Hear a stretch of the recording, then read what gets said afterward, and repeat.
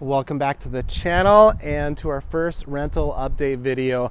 So the 2024 season is officially underway and our Flagstaff just came back from its first rental.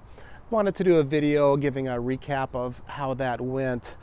But to start off with, before we put our camper on the market, we do like to take it out on our own personal trip every year, just to make sure there were no unknown issues that popped up while it was in storage for 6 months.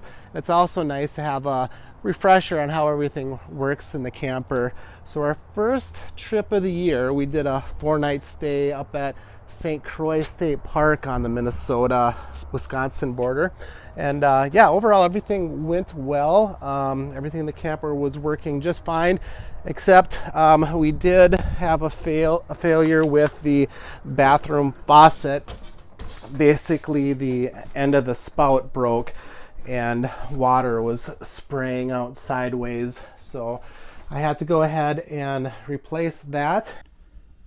Here's that old faucet, and what broke was this little piece here, because of course it's plastic.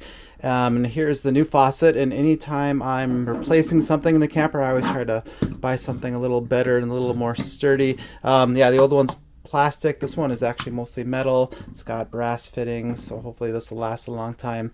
And it has a higher nozzle too than the original stock one, so hopefully it'll be easier to use. And on a side note, I added to my to-do list, I don't know if you can quite see in here, but I actually want to put in some shut-off valves there underneath the bathroom faucet, but I also want to do that underneath the kitchen faucet. That way, if you ever have a problem at these specific locations, you can just shut off the water going to that source instead of shutting the water off to the entire camper. And I have to apologize for my froggy sounding voice. I'm kind of getting over a cold here.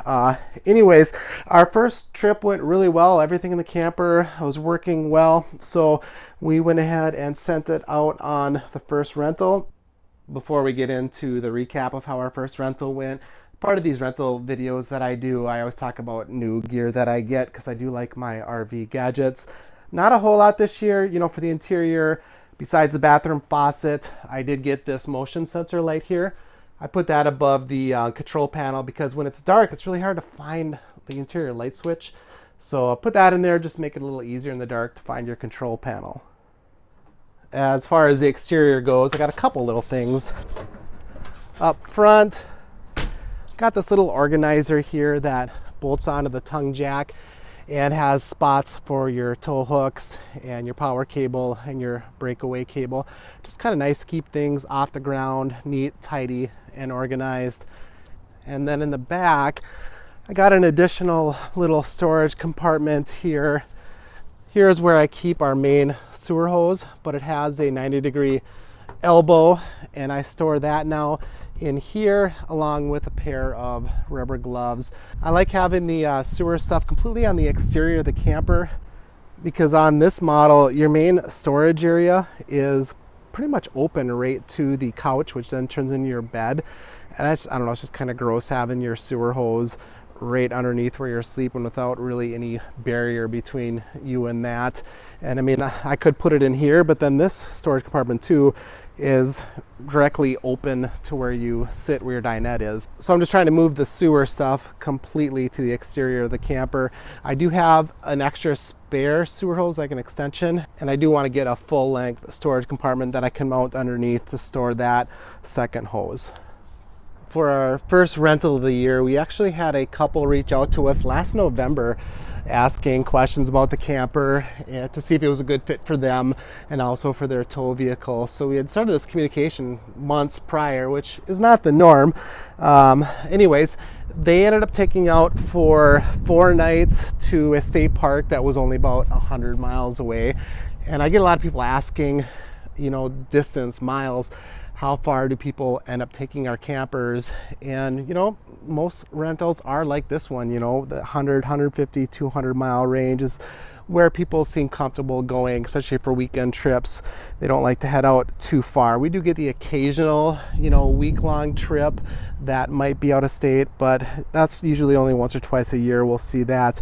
Anyways, this couple was really nice. They showed up on time, really good communication for pickup and drop-offs. I do have in our ad 12 o'clock. It seems like a decent time for people. I'm able to swing home on my lunch break to do the handoff if needed. If they can't do that, we try to do it after work, or I give the option to have people come early in the morning before I head out, and that's what they chose to do.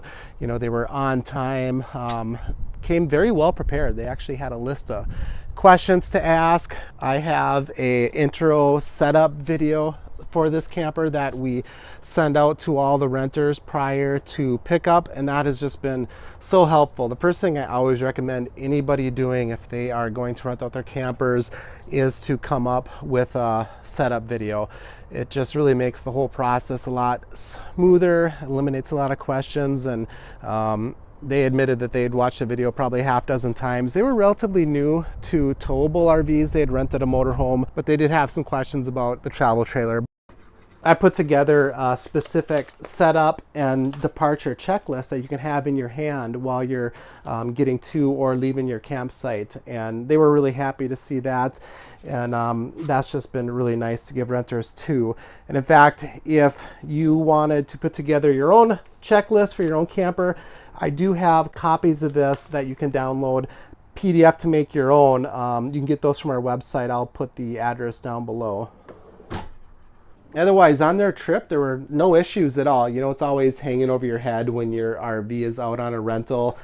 You're always worried that that phone call is going to come in, something's not working, something's broke, they don't know how to figure something out. But we only got one phone call, and that was because their campground did not have a dump station. They were asking if we knew another place where they could dump the holding tanks.